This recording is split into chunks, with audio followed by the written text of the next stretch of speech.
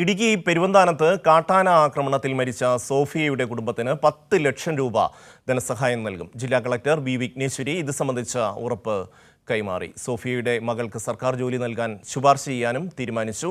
അതേസമയം സോഫിയയുടെ മൃതദേഹം പോസ്റ്റ്മോർട്ടത്തിനായി കാഞ്ഞിരപ്പള്ളി ജനറൽ ആശുപത്രിയിൽ എത്തിച്ചു. സനോജ് ചേരുന്നു. സനോജ്, ഈ കുടുംബത്തിന് ഉള്ള സഹായ ആശ്വാസങ്ങൾ സർക്കാർ പ്രഖ്യാപിച്ചിരിക്കുന്നു. അതിൻ്റെ വിശദാംശങ്ങൾ, ഒപ്പം പോസ്റ്റ്മോർട്ടത്തിന് ബോഡി കാഞ്ഞിരപ്പള്ളിയിലും കൊണ്ടുവന്നിരിക്കുന്നു.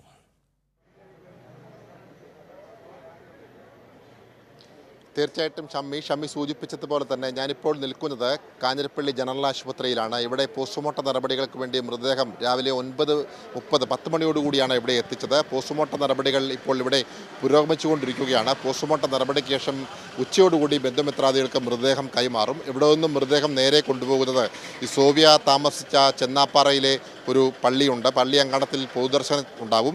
അതിനുശേഷം കുട്ടികൾ പഠിച്ച സ്കൂളിൽ അല്പനേരം പൊതുദർശന ചടങ്ങുകൾ ഉണ്ടാവും. പിന്നീട് മുണ്ടക്കയം വരിക്കാനി ജുമാ മസ്ജിദിലെ ഖബർസ്ഥാനിലാണ് ഖബറടക്കം നടക്കുക. വൈകുന്നേരം 3 മണിക്കും 4 മണിക്കും ഇടയിലുള്ള സമയത്തായിരിക്കും ഈ ക്രമീകരണം നടക്കുക എന്നുള്ളതാണ് ബന്ധുമിത്രാദികൾ അല്പം മുമ്പ് നമ്മളെ അറിയിച്ചിട്ടുള്ളത്. ഷമ്മി സൂചിപ്പിച്ചതുപോലെ തന്നെ ഇതുമായി ബന്ധപ്പെട്ടുകൊണ്ട് കുടുംബത്തിന് സർക്കാരിൻ്റെ അടിയന്തര സഹായം എന്ന നിലയിൽ 10 ലക്ഷം രൂപ കൈമാറിയിട്ടുണ്ട്. മുൻപ് നിരവധി തവണ വലിയ തോതിലുള്ള കാട്ടാനയുടെ ആക്രമണം ഉണ്ടായ ഒരു പ്രദേശമായിരുന്നു ഇവിടം. പ്രത്യേകിച്ച് TR&T എസ്റ്റേറ്റുമായിട്ട് അതിർത്തി പങ്കിടുന്ന പ്രദേശത്ത് തന്നെയാണ് ഈ ശബരിമല വനപ്രദേശവും ഉള്ളത്. ഈ TR&T എസ്റ്റേറ്റിലെ കാട് വെട്ടിത്തെളിക്കാത്തത് മൂലം ഈ എസ്റ്റേറ്റ് ഇപ്പോൾ വനഭൂമിക്ക് സമാനമായ സാഹചര്യമാണുള്ളത്.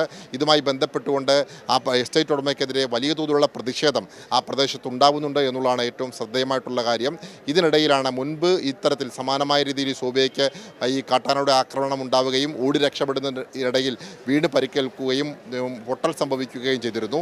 അവിടെ നിന്ന് പിന്നീട് ഇവർ പ്രദേശത്ത് വളരെ ശ്രദ്ധയോടുകൂടി കഴിഞ്ഞിരുന്നുവെങ്കിലും ഇന്നലെ വൈകുന്നേരത്തോടു കൂടിയാണ് അതിദാരുണമായ ഈ സംഭവം ഉണ്ടായത്.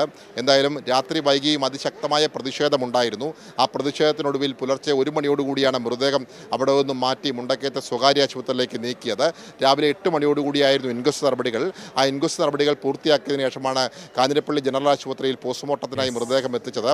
ഷമ്മി സൂചിപ്പിച്ചതുപോലെ തന്നെ 10 ലക്ഷം രൂപയ്ക്ക് പുറമെ ഈ സോഫിയയുടെ ഒരു മകൾ മാനസിക ശാരീരിക വെല്ലുവിളി നേരിടുന്ന ഒരു പെൺകുട്ടിയാണ്.